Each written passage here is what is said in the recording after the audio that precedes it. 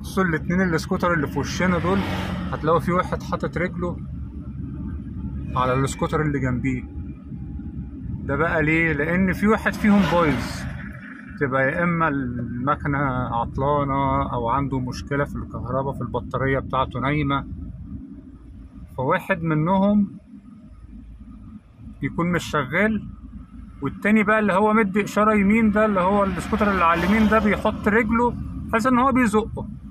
فاللي ماشي على الشمال ده اصلا يعني ولا معاه ولا بنزين ولا فرامل ولا اي حاجة، هو كل اللي بيعمله بس ان هو ايه، بيتحكم في السكوتر كده يمين وشمال.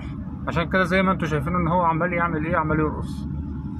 المفروض ان هو بقى يحاول ان هو يسيطر على التوازن، لان مفيش اي حاجة بتمشيه خالص. يعني ولا اللي على اليمين ده لو شال رجله ولا حاجة خلاص كده ايه، ربنا يستر. فدي برضو حاجة تبقوا عارفينها، عشان لما تيجوا اندونيسيا ممكن ان انتوا تشوفوا المنظر ده، حد يكون السكوتر بتاعه بايظ سواء بقى صبح ولا بالليل، بيعملوا على طول الحركة دي. بتلاقي السكوتر السليم اللي هو صاحب السكوتر اللي بايظ لازم يدي اشارة على طول، ان هو عمال يدي اشارة يمين. ده معناها مش عارف هي باينة في الكاميرا ولا لا، على ما اعتقد انها باينة. الاشارة اليمين اللي هو عمال يديها دي معناها ان احنا ايه، في مشكلة.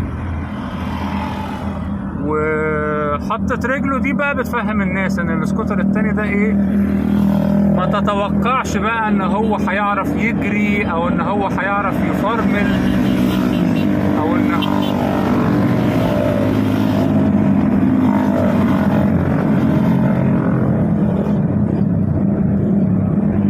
ما شاء الله البلد كلها مليانه البلد كلها مليانه سكوتر. هي دي المشكله بتاعت اندونيسيا، ولكن الحمد لله. فانا كنت بقول لكم بس عشان لو شفتوا المنظر ده في اي وقت وانتوا سايقين تبقوا تاخدوا بالكم من السكوتر دول، لان طبعا هم مش هيعرفوا بقى ان هم يتفادوكم. فدي كانت معلومة على السريع عايز اقولها لكم. والشوارع زي ما انتوا شايفين كده بتبقى اغلبها ضلمة. دي شوارع ما بين مدن يا جماعة، مش جوه المدن، احنا مسافرين. انا دلوقتي بكلمكم على طريق سفر، يعني من مدينة للتانية. والانوار اللي شايفينها على اليمين دي بقى قرى صغيرة، يعني ما بين كل مدينة والتانية على الطريق السريع بيبقى فيه بقى قرى صغيرة جدا. يعني كل كام بيت كده بيبقى بيسموه قرية، ولسه بقى بيت القرية بتبقى جوه.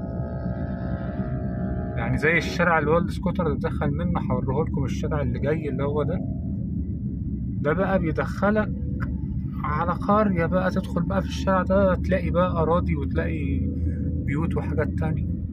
ده بقى الطريق السريع. فده طريق ما بين مدينة ومدينة، مش طريق جوه المدينة نفسه. جوه المدينة لا، الدنيا بتبقى صاحية أكتر من كده. يعني ممكن إن أنت تلاقي حد فاتح، هما في الغالب كلهم بيبقوا نايمين بدري، بيناموا بدري. بس الشوارع مش بتبقى ضلمة بالمنظر اللي انتوا شايفينه قدامكم ده. الشوارع دي ضلمة لأنها منطقة ميتة، يعني مفيش حد بيعدي فيها إلا عربيات وسكوتر بس، اللي هي الناس مسافرة. ويا دوب بس ممكن تلاقي بيت ولا بيتين اللي هما اللي بيبقوا صاحيين دلوقتي. غير بقى جوه المدينة، طبعا جوه المدينة ممكن تلاقي كافيتريات صاحية، الشوارع بتبقى منورة. بس فدي كان فيديو سريع جدا. اتمنى ان انتوا تكونوا استفدتوا. خلي بالكم بقى لما حد فيكم يشوف المنظر ده يبقى ياخد باله، ما يتوقعش بقى ان هو لو اداهم كلاكس ولا قلب لهم نور ولا حاجه ان هم هيفهموا، مش هيعرفوا بقى ان هم يتحركوا. انت لازم ان انت ايه، تعدي من حواليهم. واشوفكم فيديو جديد ان شاء الله، والسلام عليكم ورحمه الله وبركاته.